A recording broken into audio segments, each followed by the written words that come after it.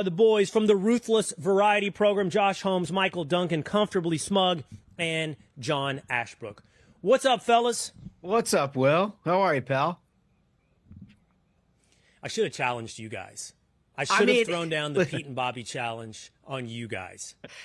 It's a big physical fitness day here on the program for you. I mean, this is, and by the way, I don't know if you guys had this experience. I couldn't turn the channel on yesterday without seeing Will darts off everywhere. Lot of enthusiasm for no shirt in each and every hour of Fox yesterday. It was like, it's a lot, Will. I appreciate that you're proud of it, but you know, it's a lot. It's a lot. Honestly, listen. Now that you guys are in the Fox family, let me give you a piece of advice. It's not that I'm proud of it, Holmes. I have gotten to the point where, you know what, man, the dignity is long gone. The self-awareness and self-consciousness has totally left. And it's just like, you know what? This is it. This is who I am. I don't like that the shorts are getting shorter because I don't do a lot of leg days. But, you know, I expect to see you guys at some point in the next, I'm going to give you a 2-year window, shirtless on Fox. I mean, if it's a contest for draining a case of Busch Light, I think we got everybody beat. But I'm not sure about the physical fitness territory. We might have to hand that over to you. Although, you know, you beat Hegseth. You might find dude, that is impressive. You might find that is extremely impressive. Spot in the cabinet with a performance like that. That's fantastic. I'm sure there will be internet trolls who tell me my pull-ups and push-ups were bad. I mean, I'm sure you've seen that. The left is all over Pete's push-ups and pull-ups. Yeah. Which is great. I'd love to see them bang out 1 pull-up, 10 push-ups. I'd love to see it. Which one of you guys is going to take up the challenge, by the way? I think Ashbrook said he could do it when we were back there waiting for your segment to wrap up. Can I? I said that's impressive. When you said that you beat Pete, I was like, that's shocking. That's impressive. Ashbrook was like, I can still do it. And I was like, don't give me the window to bring it up while we're live, and I just did. I will tell you guys, last night after we finished dinner, my girls were roasting me, as they do basically every night of my life. And they were like, did you see Hegseth? He pulled this thing off. So they saw it. And they were like, Dad, you couldn't do that. You couldn't do any of that. And then they started doing push-ups and sit-ups, and I was like, okay, well, I got to at least try. Did you rip a few off? So I did 50 push-ups in 45 seconds. Oh, there you go. And they were like, wow, Dad, that's pretty impressive, with 2 zins in. Look at that. It's like Popeye spinach. 50 push-ups in 45 seconds. Ashbrook, you can do this. You should do it. I don't know what your pull-up game is like. He can do it. The pull-up game leaves a little bit to be desired. So I gotta practice that a little bit. So next week he'll be appearing shirts off on Fox all week long for the viewing audience. It's just going to be a fantastic pleasure for everyone. I'm holding him to that. I want to talk to you guys for a minute. I want to get into a host of issues here in the news. But let's talk about this CNN, you know, and this Donald Trump post about the Smithsonian, talking about how bad slavery is. The line from the left right now is that it's a dismissal or a suggestion that slavery wasn't bad. Again, I think like the Very Fine People hoax, this is a willful misreading of something that he wrote. The question is, what he is introducing to me is, what is the story of America? But what I also am fascinated by is, what does CNN think their role is at this point? Who are they speaking to? What American doesn't think slavery was bad? Oh, God, it's such a good point. There's zero disagreement. I heard your monologue on that. There's zero disagreement about that. And I think what Trump is trying to do is exactly as you suggested. He's trying to tell a full story of America. It's not just your worst day. It's got to be what's happened in your best days and how you've grown into the greatest country on the face of the planet, in the face of history. And that's what museums are for. They're not just exclusively talking about all of the divisive issues that make people angry, that bring back horrible memories of days gone by, but how you've gotten out of it, how you've innovated and everything else. Yeah, but liberals don't have an interest in talking about American history unless they can make people feel bad about it. Yep. You're right. Like, that's it. That's their whole interest is just that. Mm-hmm. Yeah. I mean, inherently, leftism is a pessimistic philosophy, and that's why they have. I mean, you're telling people basically that there's no bright future for you. Join us in our cause to try and steal from other people and redistribute it to others. You know, they have to see everything as glass half empty, as there's no better days ahead. There's nothing to be proud of, because if you can make everyone feel like there's got to be a wet blanket about everything. Yeah. You know, you can walk into a museum. They don't want to show you a painting of like Washington crossing the Delaware. They want to be like, remember slavery, guys? That was bad, right? That's pretty terrible. They can't make Americans proud of the country that we have, the greatest country that we have, or else they wouldn't buy into like Bernie and them telling them this is why we have to tear the country apart. No, I mean it's entirely right. They don't have a political pitch, and this has gone now 30 years or more. But they don't have a political pitch unless there's a victim associated. Bingo. Because the policies that they prescribe, to the extent that you can even figure those out these days, are all about punishing some group, some villain out there. And I think the vast majority of Americans, as evidenced by the last election, have now figured out that it's never about doing anything for anyone. It's about playing on the resentment of others, which is, I think you're right, the whole philosophy. The villain for the last 10 years, of course, we know, has been Donald Trump.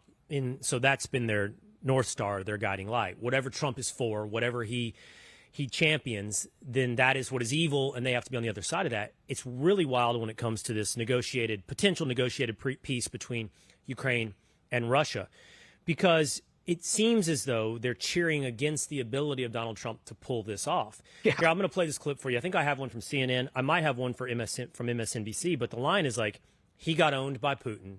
He's failing at pulling this off. I'm like, what is it that you want? Here, let's watch CNN. So first, when the Kremlin responds in this way, utmost care, we're taking our time, while the military offensive is happening, what do you hear? Well, clearly the boss, Putin, wants a little more out of Donald Trump than he's gotten. And quite frankly, I don't think this should be a surprise to anybody. Look, Donald Trump, by meeting with Vladimir Putin last week, gave away the store. He gave away the political isolation that had been built for the last several years to keep Putin at bay until there was a meeting that was meaningful. But by meeting with Trump on American soil, Putin got what he needed. He got his photo op. He doesn't need any more. Now he needs to continue this war, keep the pressure on Ukraine militarily, and hope to continue to try to crack the American-European alliance. And so he's... Unreal. So that's CNN. Yeah, so the mistake he made was meeting with Putin, right? Because you've platformed him. You've legitimized him.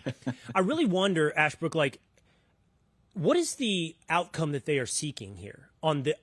It's hard to get to an outcome or an answer that isn't war. Like, the outcome that they're pushing for is the continuation of war. Yeah, they want America to lose. I mean, it's an extension of everything that we were talking about a second ago, that the left wants America to lose because they care more about Donald Trump looking bad than they do about peace across the world. I mean, what this president has done over the past week is so much more than the previous administration did in 4 years. And I remember at that press conference, something that Putin said. He said that he would not have invaded Ukraine if Joe Biden hadn't won the election. And can you really trust Vladimir Putin? Probably not. History shows you can't trust anything he says. But I do think there's something to that. He saw weakness in the American president who couldn't put two sentences together, and he knew that he had a moment. And I think now that Donald Trump is back on the scene and America is strong again, he knows that there's a check and balance. I mean, look at those European leaders lined up in front of the president's desk this week. Look at them sitting around the table, coming up with a way to end this war. It didn't happen when Democrats were in charge, and they're more embarrassed about that than they'll ever let on. Yeah.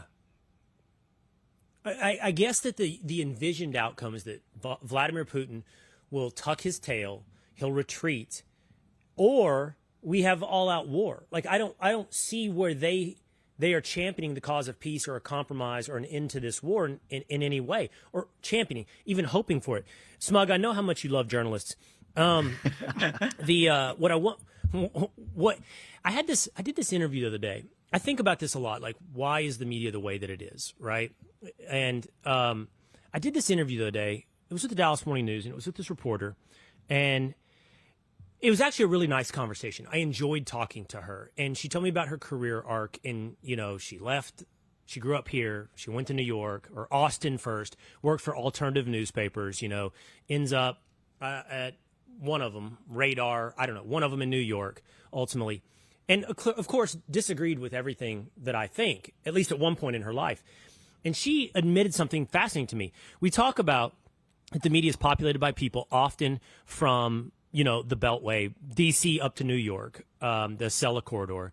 It ideologically draws people. But she admitted, I grew up in a conservative environment. And so me going to the media was my opportunity to rebel against that. And then the industry attracts not just people who are from blue places, but people from red places who are upset with, in some way, the way they grew up and are rebelling against that. And I really thought that was a fascinating admission by her on, why she is the way she is and in the media.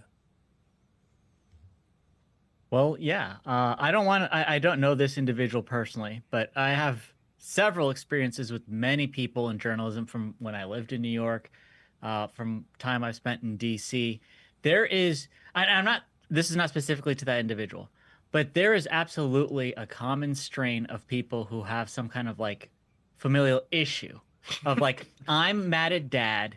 Dad said this is not a good way to make a living. I'm going to show him. Dad thought he was so smart. He ran an HVAC company that was successful enough to put a roof over our heads. I'm going to the big city, and I'm going to live in a rat-infested mess in Brooklyn and show Dad, I'm not going to listen to him. There is so much of that. Many such cases. Yeah, and then the manifestation of it Smug, that what you about see in this? their writing. What about, I don't like the cool kids and the social hierarchy of where I grew up and the way that it was defined. I didn't fit into that. So now I get to redefine what cool is and dump on everything that kind of is red America. Yep. And that's the thing. They're like, my family's had like 7 generations of us working hard and trying to have a better life than our parents and providing for our kids better than was provided for us. I'm going to buck that trend. I'm going to go to the city. I'm going to prove everyone wrong. And then it's the same sad, trite story. They think they're being a rebel, but this is the most cookie cutter I'm mad at dad rebellion you see in the city. You walk, the Lower East Side is essentially 40 to 50 of these people per building. It's like the song as old as time. You see this over and over again. And that's the problem, is that inherently they're just rebelling against a system that works, of stability, of having a family, of trying to build something, of an optimistic future. And they're like, nope. And then you see it in their writing, the anger that they express of people who are trying to have a traditional American life. They get mad at people who are like, wait, you don't agree with letting in unlimited illegal aliens? Don't you feel bad as a person? No, I actually believe we should have a country and borders. Like their entire definition or their entire existence is defined by a rebellion against their family and their parents. You put a lot of thought into the It's because you see it so much. You see it so much. It's like, oh my I knew God, if I've I seen teed 50 him of up, you. Holmes. I knew if I teed him up, he'd spike that It's volleyball. well done, Will. Hey, like you really know how to punch that card. I'm wondering though, in all of your observations, the one thing that I've always had a question about with the journal is particularly on the Lower East Side or whatever. Does it come with a starter kit that has like horn rim glasses? Oh, yeah. It has to have some kind of a designer eyeglass involved. I mean, it's because they all look the same. That is the thing, and it just. It's because they, in their own minds, they're so convinced that they're the one person to discover this truth. I'm the fire keeper. I've brought it down from the mountain. And it's like, no, it's so sad. Look around you. There's 1,000 of you on the block. Do something with you're yourself. Competing with each other. And you're all competing with each other about who's the most virtuous, quietly seething inside at each other that you're not as virtuous as I am. Because it's all a game. It's who can climb higher on the virtue mountain. Who can be better than the next. And here's the thing. It's not going well. You know this. I mean, jobs in that line of work are hard to find the diamonds in the rough. I mean, it is a rough platform out there for them. Not just jobs, like persuasion and the culture. Like it's not going well for you. Like the whole point of this enterprise of you convincing us of the validity of your ideas, it's not going well. It's certainly not. I thought to draw back on your previous conversation, Will, just about, what do they want out of Ukraine? Like, what are they, and they're reduced to just being critics at this point. But one of the things that I found so funny about that clip that you played is the guy was talking about, and just think about this logically as a listener. He was talking about how, the world had collectively decided to isolate Putin, not meet with him, not talk with him, to quote unquote, keep him at bay. Okay, how did that work out for you? Keep him at bay. I mean, that's why we're in the conversation in the first place. The bay is not where he's at.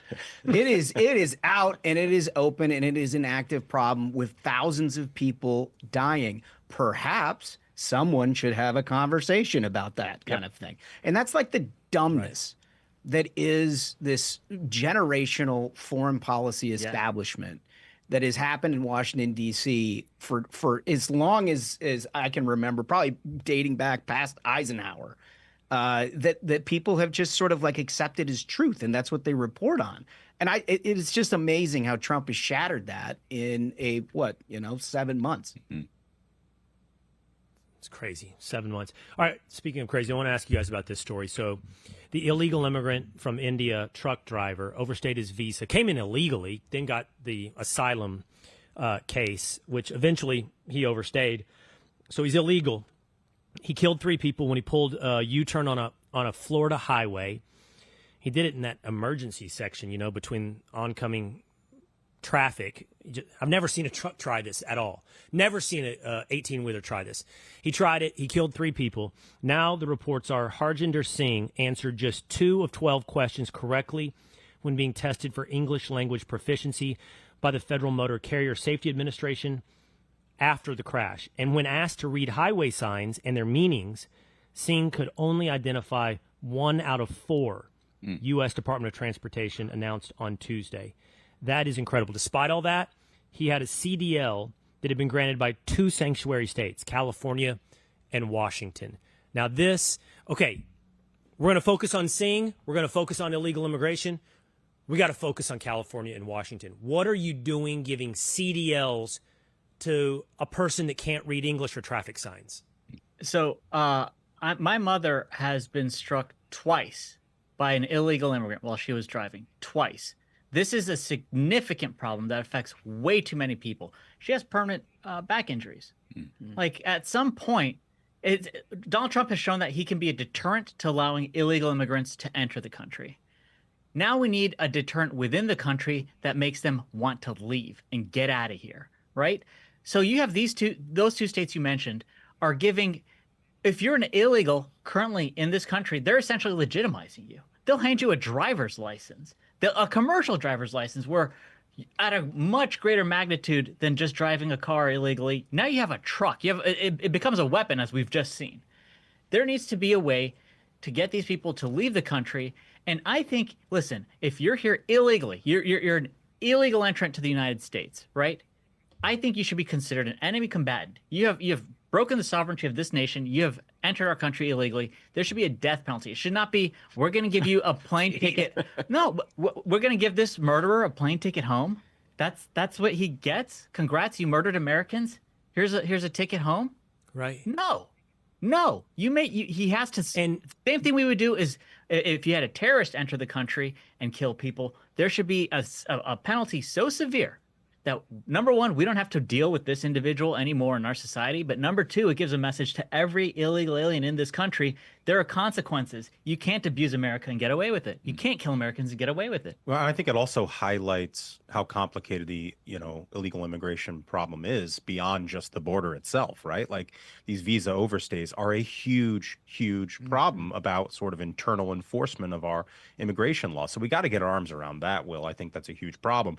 The other thing is, like, kind of echoing Smug's point, like we have to find other ways to disincentivize, whether it's the illegal immigrants themselves, the companies that employ them, or the states that allow this stuff to happen. Yes. And I don't know if the Trump administration needs to withhold, federal highway funds from the state of California until they get their arms around this sort of thing. I think that's a no-brainer. Sort of stuff we got to do. I totally agree with that. I think that's a no-brainer. I mean, you're talking about Class A. You're talking about commercial driver's licenses that are supposed to be pretty difficult to get in the first place because, lo and behold, driving an 18-wheeler at 75 miles an hour has danger, has risk associated with it. And these people have no real stake in our society. But what California and Washington did is do the opposite of what you all are suggesting. They not only allowed this sanctuary haven for them to live, they incentivized them and others by allowing them to get very unique privileges to make a very good living in this country, which is a violation, by the way, of federal law. And so your highway fund thing, that's a good idea. Like they probably should do that. Also, I think it should go beyond that, in that Pam Bondi and the feds should subpoena the records of who was in California, who was the clerk who issued this driver's license to an illegal. charge them as an accessory to murder, because the left corrupts institutions and they think that's all that's needed. Is that, okay, we control this institution, we can do whatever we want. But if you make federal consequences for any individual who takes part in that corruption, whether it's the person who signs off on giving them a license, charge them as an accessory to murder. Now, when people have, if you're at a DMV working in California and an illegal comes up for a license, are you going to sign up for that? Are you going to be like, yeah, I'll give this guy a license and know that if he does something, all of a sudden I can face a federal charge? No, you're not going to do that. That's how you take it apart. Oh, man, Officer Brandon Tatum the other day said that this guy should get the death penalty. Then you guys come on top saying everybody involved with this guy should be accessory to murder. I got to up my game here. I mean, this is serious accountability that you guys are ready to impose. But I totally agree with you. From the states, California, Washington, to the trucking company. I mean, there's got to be accountability beyond the illegal immigrant if we're going to solve this thing. All right, are we going to play fantasy football together?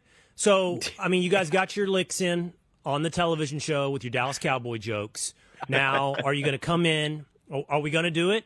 Yeah. Does Holmes know what In fantasy fact, football is? Last time we were together, he was pronouncing NIL nil. I run the most exclusive do you know what fantasy football is, Josh? league in the country right now. It's a very tight list, and two things. First off, I got the invite from your fantasy league, and it was on ESPN, and I don't support those people. I don't. I'm not a member of any of these woke leagues. What do you mean? I'm just happy you have your show today. I got an invite from your league, and it's ESPN. And then I see that ESPN's calling back all the old guys. I was like, oh no, is this guy going to be the next on the Sports Center desk? Are they going to bring him back? Oh, come on. It's outrageous. That's outrageous. My man's gunning for the 4 p.m. hour right here on my noon hour. It's gonna be the Ruthless Variety program at I 4. did accept the invite into the league with you. You're not going to like the name of my team very much, though. It's the Dallas Cry Boys. Excellent. And I think I'm going to try to stock that team as much with the roster of the Cowboys, just so I can complain about them every Thursday when we do your TV show. It's going to be great. If you do bring up your fantasy football team on TV, you just always have to remember, nobody cares about your fantasy football team. Nobody at the barbecue, nobody on TV. You'll care, though, when I have CD Lamb. Yeah.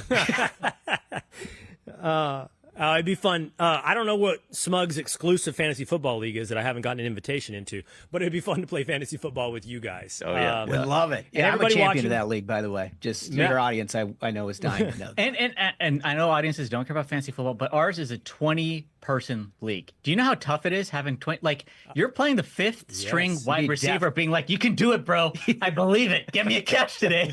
I love it. I love that. I don't like it when they get too easy and everybody's got a star at every position. I like short benches and deep leagues in terms of the number of teams. So you have to actually work at it. Otherwise, it's not fun. Hey, it's Will Cain Country. Don't forget to hit like or subscribe for the hottest takes in news, politics, sports, and culture.